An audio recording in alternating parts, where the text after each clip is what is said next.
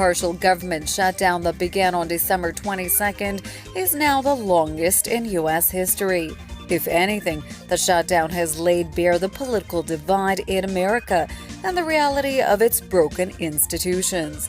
Democrats accuse President Trump of manufacturing a crisis out of thin air to invoke war-like authority and bypass Congress. My fellow Americans, tonight I am speaking to you because there is a growing humanitarian and security crisis at our southern border.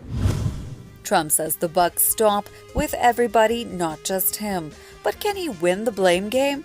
The president insists that he should get $5.7 billion for his promised border wall before he can reopen the government. We have a country that's being invaded by criminals and by drugs, and we're going to stop it. Only way to stop it, without question, is with a very powerful wall. Democrats disagree.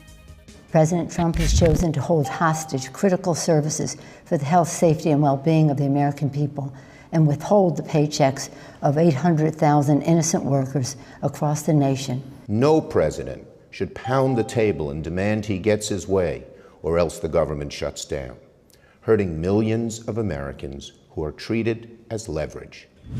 The budget processing is clearly broken in the U.S., but this is only the tip of the iceberg and the symptom of a much larger problem.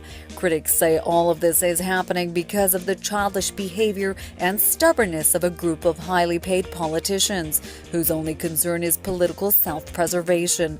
What does the shutdown say about U.S. politics? I would say this, that I don't know any era when politicians have not been self-serving and interested in their own self-preservation.